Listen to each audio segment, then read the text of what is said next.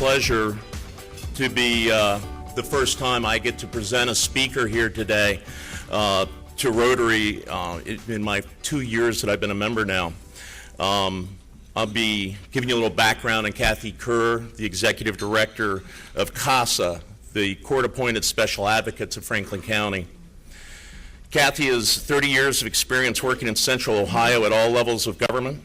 Prior to joining the nonprofit profession, she served as a senior advisor and political director for Congresswoman Deborah Price, who was serving as the fourth-ranking member of the U.S. House of Representatives.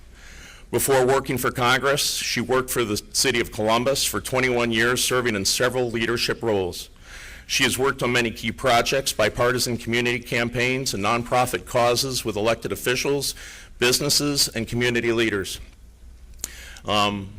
I had barely met Kathy when I invited her to come and see Rotary in advance of speaking here, and I brought her to see Pat Teaberry, and she's like, well, I know Pat. Pat was on our board. And when I sat down, and she sits with Jerry, and she knows Jerry, and George Arnold comes over, who she worked with, and I think George Kuhn came by, and as a matter of fact, Kathy introduced me to many Rotarians I had never met. She is recognized for her strong leadership and effective management skills, her extensive experience in advocacy and knowledge of how government works. Kathy has spent many years of experience in campaign management, all areas of fundraising, public speaking, and advocacy. She graduated from The Ohio State University in 1979 with a Bachelor of Arts in Journalism. As I've gotten to know Kathy better, I get to find the kind of people I meet who are around her, including OSU football players who we've adored in the past, TV celebrities, OSU football players who are TV celebrities, many judges and many attorneys as well.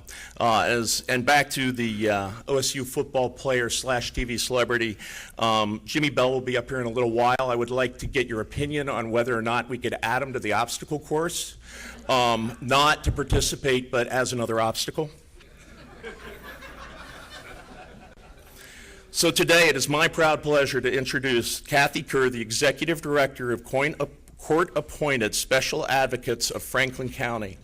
CASA's mission is to provide trained community volunteers to serve as court-appointed guardians ad litem, to be a powerful and consistent voice in court for innocent child victims of abuse and neglect.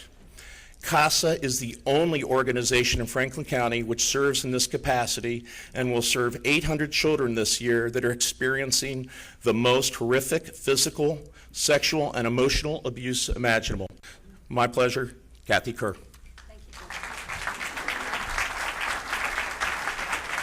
Thank you, Jim. Thank you very much. I'm so happy to be here. I'm going to condense my comments and so we can get Jimmy up here, because y'all wonder why I travel with NFL guys, because they make me look petite. Being a 6-foot-tall woman, I kind of like feeling that way once in a while. I do know a number of you, probably through my experience of working with the city of Columbus for about 21 years. In particular, when I was the deputy to Development Director George Arnold at the time, we both worked for Mayor Lashetka. That was quite an experience working for George. All of you know George, and you know what kind of guy he is. And I got to do everything as his deputy that he didn't want to do, including the year when all the builders, developers, and bankers decided to build Polaris, Easton, and the Nationwide Arena the same year. And everything got clogged in the system, and plan review and inspections and everything else. So one day he came in and said, pack up your office, you're going out to the regulations division. I said, well, who did I tick off? But anyway, it was a wonderful experience. The first thing we did was get all the folks in the same room with my rough and tough and hard to bluff inspectors at the time. Of course, I had the fire department on standby in case there was need of an emergency ambulance or extra fire extinguishers. But we had a good time, we got it done, and Mr. Weiler, I'm sure you can appreciate that. Everything needed to come together to make sure that everything got built right in Columbus, Ohio. Anyway, I'm thrilled to be here today, and I'd like to just take one moment to introduce some folks that are with me. You'll hear from Jimmy in just a little bit. I have 3 board members here with me today. Vince Duncan, if you'll stand please, with Keller William, and Miranda Morgan with Ice Miller, and Aaron Clary with Kegler, Brown, and Ritter, and I really appreciate them taking the time to be here to represent CASA. And I also have 2 colleagues, Maureen Conley and Megan Ellis, so thank you so much.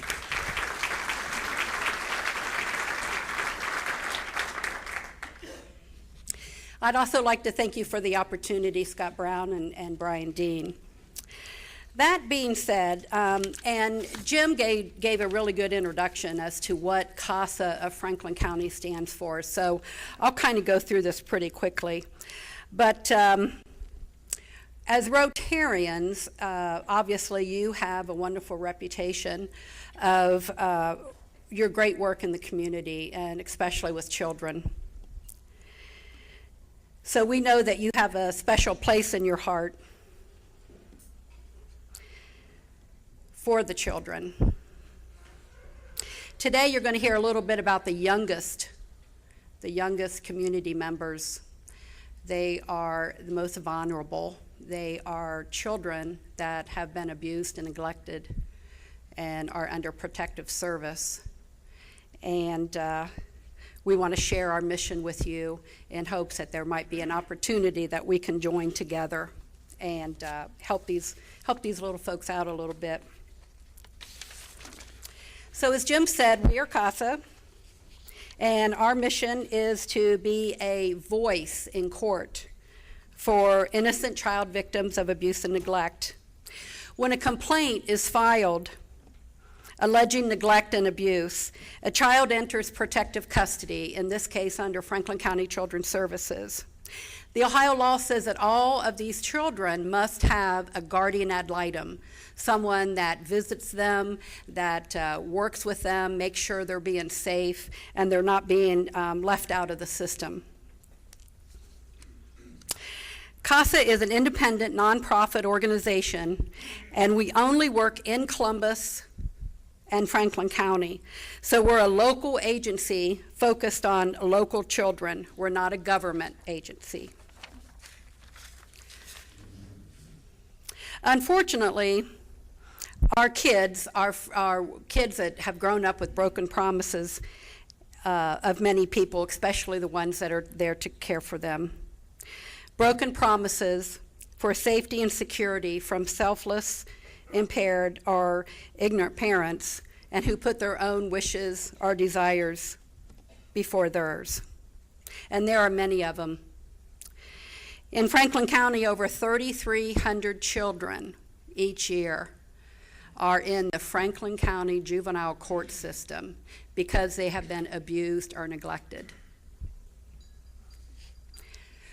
Our goal is to serve at least 800 of those children this year, to be their guardian, to check on them monthly, to make sure that they're being treated fairly and not falling through the cracks of an overburdened system. You've probably heard about some of our CASA kids. If it happens in Franklin County and it's a very, very dire abuse or neglect situation, they're probably one of our kids. Baby put in scalding hot water, children locked up in an abandoned house for years and finally somebody notices. Young girls and boys being sexually abused by parents, partners. You'd really be surprised, or you probably wouldn't, at what some parents do to their kids.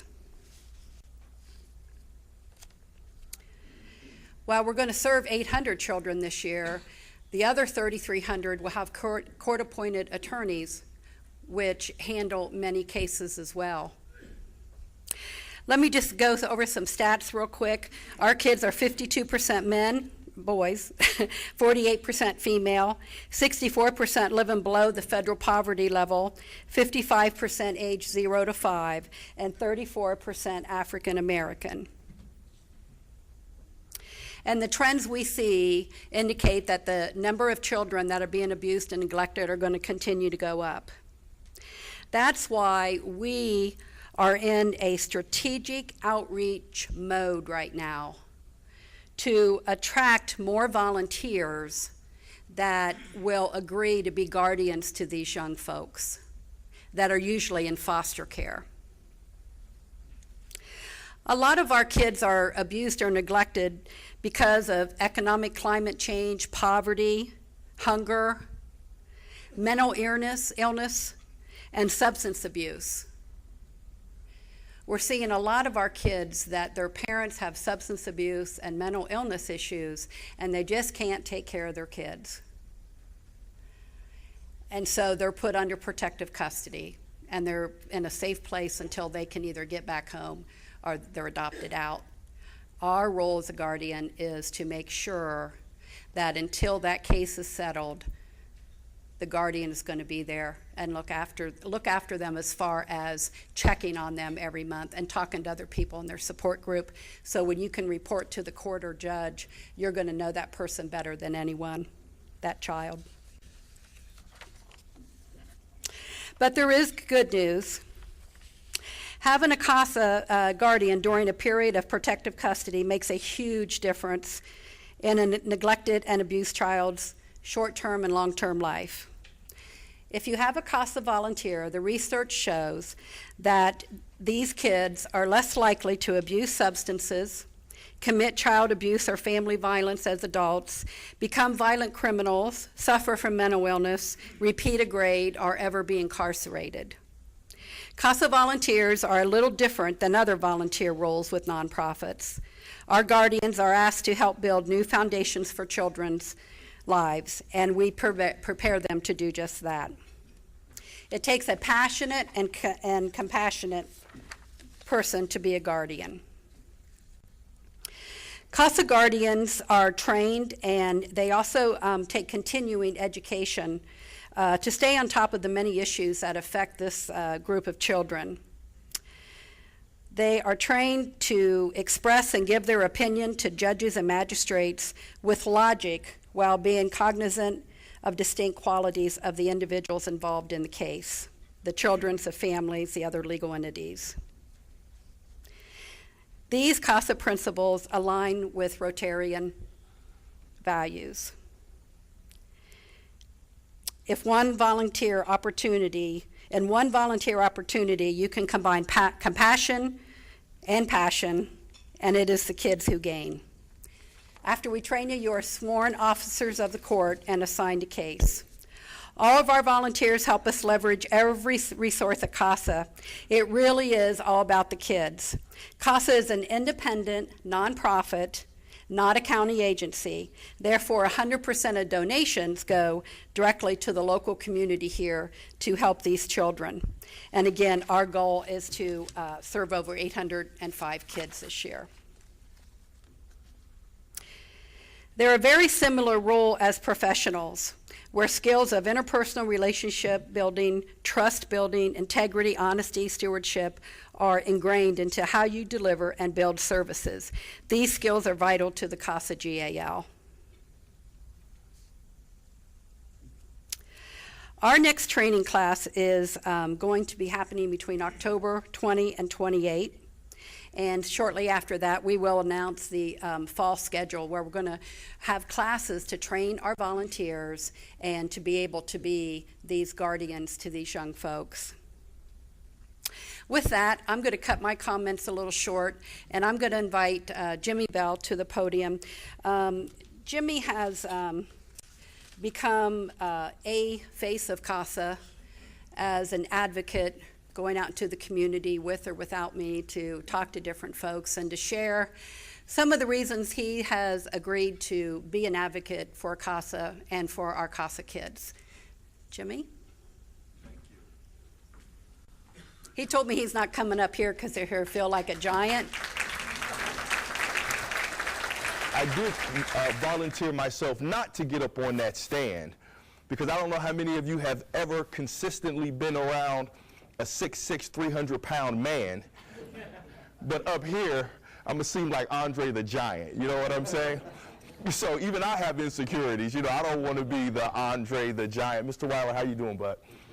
I do know some people here that have actually touched my life through the years that I haven't seen in a while. So he's one of them, and I always acknowledge people that I appreciate whenever I get the opportunity. Now, my table of Bobs, raise your hand. This is my table of Bobs here, whether you guys know it or not, right? They humbly knew who I was and recognized me, so they're expecting me to hang out afterwards and talk Ohio State football, okay? Which I will do, but that's not what I'm going to talk about now. But I will give you guys a quick story. About I think it was two years ago, the Ravens won the Super Bowl, right? Do you guys remember that? For you football fans who do know, and for you guys that don't know, if you remember, right before the playoffs, they just squeaked in. Ray Lewis came on TV and said, listen, guys, I'm retiring after the year. If you guys don't know Ray Lewis, even to this day, could probably be a top linebacker in the NFL. He had years left, one of the greatest of all time. He comes on TV and he says, listen, I'm out of here. After this season, I'm done. And I'm like, man, what does this dude have up his sleeve? I think he has something up his sleeve. A good buddy of mine, Josh Harris, gave me a call because he knows I'm a thinker. Despite what you guys think about us bashing ourselves into each other, we do have brains. But he asked me, Jim, who do you think is going to win the Super Bowl? I said, bruh, I actually believe that the Ravens, I'm cheering for the Ravens. Now understand this, guys, I'm from Northeastern Ohio. I'm a Youngstown boy. How many people know where Youngstown is? Okay, dig it. Now the other thing, I'm a Steelers fan. Right? But for people who know the area, you understand the geography of why I would even consider Pittsburgh. But as a Pittsburgh fan, there's two teams that don't even come out of our mouth. One is the Browns, the other one is what? The Ravens. The Ravens. I know, but it's for you. But the thing is that I told Josh, I said, man, I think Ray has something up his sleeve, and I want to see how this thing carries out. So for all of you that know, and I just told you, the Ravens went on almost like a Cinderella run and ended up winning the whole thing. Not even the best team in the league, but ended up winning the whole thing. And this is what I believe. I believe at that point that he gave that press conference, and probably before, Ray realized that the culmination of everything that he's been through and fought through in his entire life was built for this moment, to have built all of these things in his life to one day have something to sacrifice to someone else. I literally believe that Ray understood he could still play for 3, 4, maybe 5 or 6 more years. But he said, you know what? This isn't for me. I'm going to put everything on the shelf, and everything that I've built up to this point, I'm going to give it back to this team. I'm going to give it to my brother who's next to me. I'm going to give it to my sister in the front office. I'm going to give it to the people who changed my life and gave me a shot. I'm going to do whatever it takes to bring another ring to this city. And to me, one reason I'm happy to be here with you Rotarians is that I'm a leader. I'm a fighter. And I love being around other leaders. Ray understood at one point that, listen, guys, I've built all of this in my life to have something to sacrifice for someone else. And that's what we all in this room have been doing. So what am I here to do? I'm here to ask of you guys a few things. I'll be point blank, and I'm big enough to ask, right? But one of the first things, and the things I'm going to ask of you guys is simply, in my opinion, I'm going to ask you guys of what Ray gave to those people. One is, I think Ray gave up of his legacy. Our legacies, I believe, guys, are how we simply will be remembered. I go to sleep and wake up every day, straight up. How will I be remembered? I think our legacy is one of the most strongest thing we have, because despite us believing that we don't have control over a whole lot of stuff, right? If it's one thing, I promise you guys, we all are control of, is our legacy. No one else can write anything in our novel of our lives but us. That's what Ray understood. And I know you guys understand that also. CASA, what I'm asking you guys is to allow CASA to be part of your legacy. Consider that. 5, 10, 15 years after you move on to your next chapter of your life, your career, your family, or maybe even dead or gone. Maybe part of that, maybe CASA will have a chapter in your novel of maybe how you introduced someone, or maybe how you volunteered, or maybe how you were one of those advocates for a child in need. The other thing I'm going to ask you guys is to include us in your fight. Like, include us in your fight. Yeah, include us in your fight. I believe God has given us, every single one of us, gifts and strengths to do whatever we choose to do, guys. Whether it's real estate, whether it's other type of businesses, whether it's athletics, whether it's whatever. God has given all of us gifts and strengths to do what we like. Now, we all know while we're pursuing our dreams or our lifestyle, it's a fight, right? Who thinks it's going to be that easy? But the fight isn't like one of my good friends, Buster Douglas, when he knocked out Mike Tyson. It's not that type of fight. The fight is in your heart and in your mind. Because we all know, guys, when things don't look like we don't want them to look, when things aren't working out the way we want them to work out, and most of all, when we just don't feel like we want to feel, it's a fight. It's a fight to make those positive choices and decisions to make sure that we move closer to that lifestyle and dream, which actually shapes our legacy. So on behalf of CASA, I ask for you guys to consider to allow us in your fight, in whichever manner that your gifts and strengths would choose. Maybe as a volunteer, maybe as an advocate, maybe as just someone who's looking, man, you know what, I think you'd be awesome for this organization. Whichever reason. The next thing, guys, that I'm going to ask you guys is that I'm going to say it like this. I have this bag that I carry with me. I call it my what if bag. Can you guys say what if? What if? Awesome. That means you're woke. And in my what if bag, guys, are opportunities in my life that I didn't take 100% advantage of. And I know we all have had those. So I call it my what if bag. Now understand this, guys. I don't believe the what if bag has anything to do with how things work out for us. Because listen, sometimes things just doesn't work out for us no matter how awesome we are at it.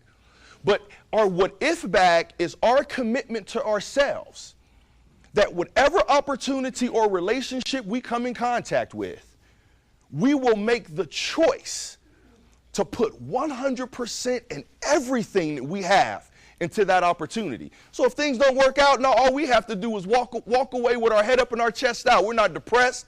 We're not irritated. We're not mad. We're just looking for the next opportunity. Where's the next one? You're in search for that.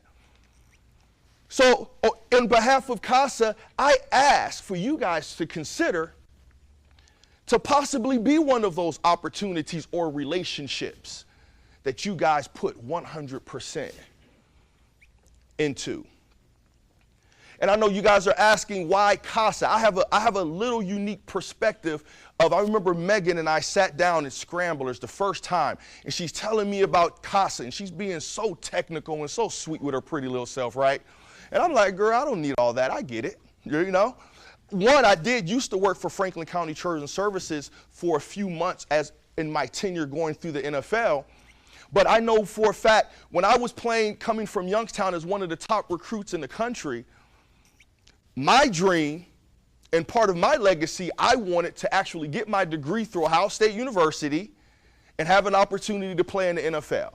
So when Ohio State came calling, listen, I went running. Because that was my dream. That was the lifestyle I actually convinced myself that I was going to live, right? Well, when I got there, guys, I was on cloud 9 and everything was awesome for me for 1 week. For 1 week. Because the first week I was there, I realized that I had a torn ACL. How about this for you non-athletes? I tore my knee up. How about that? I tore my knee up. But the tragedy, as far as my doctors and my nurses and my chiropractic surgeons know, coming back from an injury nowadays it's not that big a deal. You have to work hard at it just like you have to work hard at anything else. But the tragedy for me, guys, was when I was at what I thought the lowest point of my life, and I needed some people to be there who promised to be there for me, it felt as if no one was there for me. It felt like I would look to the left and no one was there. I looked to the right. I felt like all I could hear was crickets. Felt like I was left alone to handle this thing by myself. Now, fortunately, I found something inside me that forced me to fight for my lifestyle and my dream. But listen, guys, I'm a Lordstown kid. I'm a Union kid. You know, I was raised with someone being an advocacy for me and my family. I'm a part of the Players Association, the NFL's player union. I understand what that means and the validity of that. When I sat down with Megan, it still touches my heart that these kids, we have kids, the most vulnerable people in our society, whether we know it or not, going along our awesome day, that we have people who are looking out for us, but they don't have people looking out for them. And that's what I'm here for. This is why I've agreed on the first time we met. True story. So the things that I'm asking of you guys, and I'm being blunt about it, is one, we want to be a part of your legacy. Two, we want to be a part of the fight that you guys fight every day to live that dream and that lifestyle that you guys choose to live. And the third thing we're asking of you is to simply consider us as an opportunity in a relationship that you'd be willing at whatever level to fight for and put 100% into so that CASA won't end up in your what if bag. 10 years, 30 years from now, like, man, what if I would have answered that charge that was in my heart to be a part of this organization? Don't let us end up in your what if bag. Listen, guys, I know I personally thank you for the opportunity to share from my heart, and I know CASA does too. So thank you guys so much, and God bless you.